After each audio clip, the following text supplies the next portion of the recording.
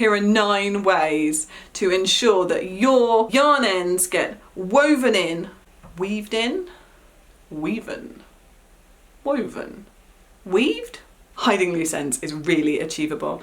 And if you do these 9 things, I mean, if you do all of them, you'll be like mega ultra end safe. But just do some of them and you will be in a winning position to have really well hidden loose ends that won't come back out again. And it's not actually that big a deal. It's casual. You might even forget that they're there. That would be cool, wouldn't it? So I wanted to show you what I'm working on before we begin. The reason that I've been thinking a lot about yarn ends is I have been making my very first granny square sweater. One of the biggest parts of this project so far has been weaving in loose ends. Although it's been a fairly big job, it hasn't been a laborious job. Do you want to see what the jumper looks like so far? It's not finished. I'm gonna have to put you further away from me, aren't I?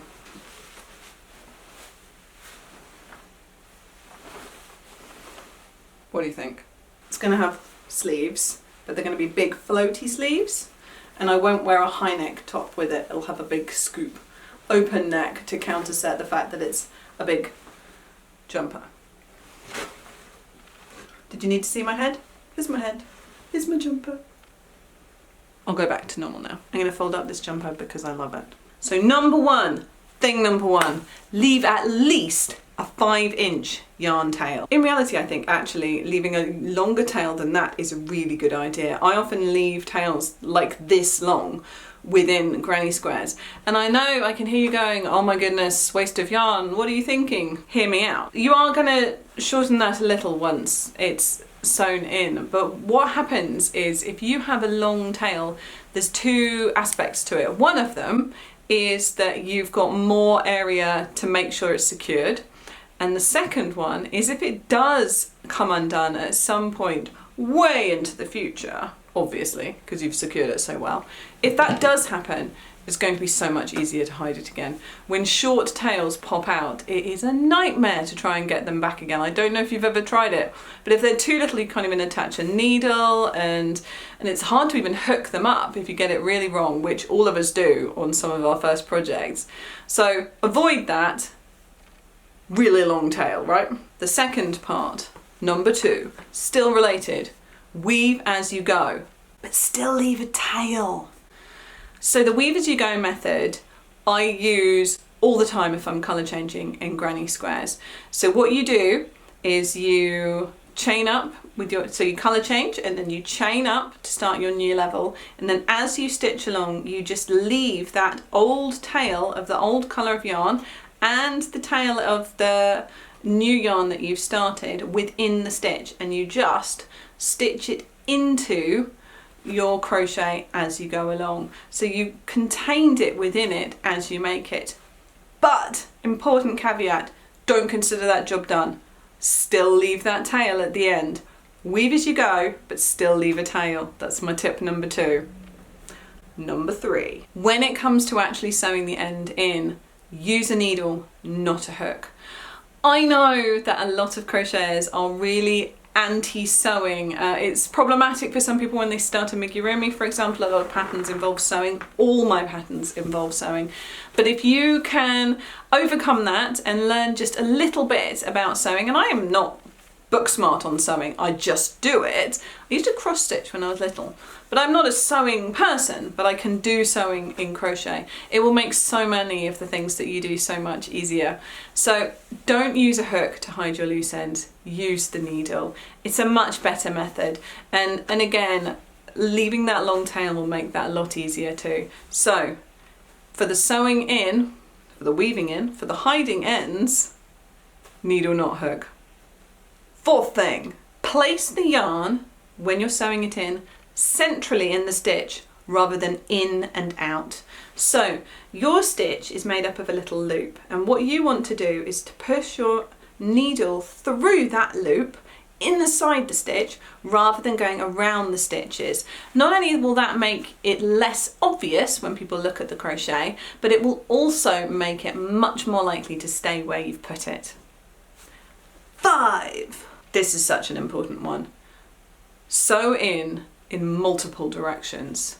So it's really normal when you're weaving in ends to want to stick to just going along a line of stitches, particularly when you're putting your needle inside the stitches, so it's nice and easy, it just glides straight through. But in order for it to be more likely to stay in place, you actually do need to change direction and go through different sets of stitches. Still working, even if you've got a granny square, for example, you can work through a chain to get to the next row of stitches and go in a different direction. But what this will do is make it much less likely to come unraveled. Because if you think about it, if someone pulls apart of the yarn accidentally, because it gets hooked on something, not maliciously, then the yarn will go travel, travel, travel and out. But if it's rotated around in different directions, there's much more friction, so it's much less likely to just slide straight out later on. 6, 6, 6. Finish. So finish weaving in at a thick point of your work. Now it might be that your work's consistent and there is no thicker area to hide it in, but for things like granny squares, for example, where you have your edge sections, those are the ideal place to finally cut off and leave the ends of your yarn. They are best disguised in a thicker area, and they're also more likely to cling into that material and stay in place as well. 7. Slightly dampen your yarn before you sew it in. Now this isn't something that I do a lot of the time, but when I'm working with yarns that are slipperier, that are less textured, I do occasionally dampen the yarn, and what it does is it just makes the fibres more likely to cling to the fibres of the other yarn and to stay in place for you. So slightly dampening can really help that process. We're at 8. Rub the area where your yarn is within your crochet.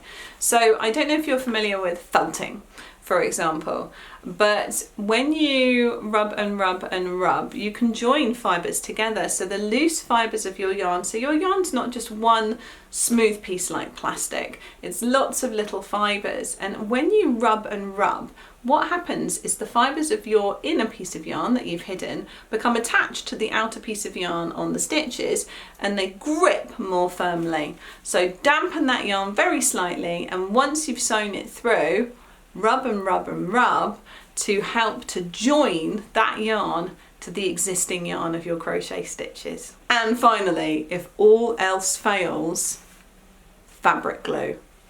And this is one that I wouldn't recommend generally. This is like your emergency stop the press, we need to do something here situation. So for example, if I have made a granny square many years ago when I was less wise about the ways of crocheting loose ends, and I end up with a situation where the tail's popped out but it's only this long, and I feel doomed to stare at a yarn tail forever, get that yarn tail with a very fine crochet hook, pull it through some stitches and pop some fabric glue onto the area and rub that carefully in, and it will hold it in place. It's not ideal. There is, there's potential for things to go slightly wrong with fabric glue, but if you cannot secure your yarn with any of the other ways and you've cut your ends too short and it's making you really frustrated, a tiny bit of glue can solve the problem for you.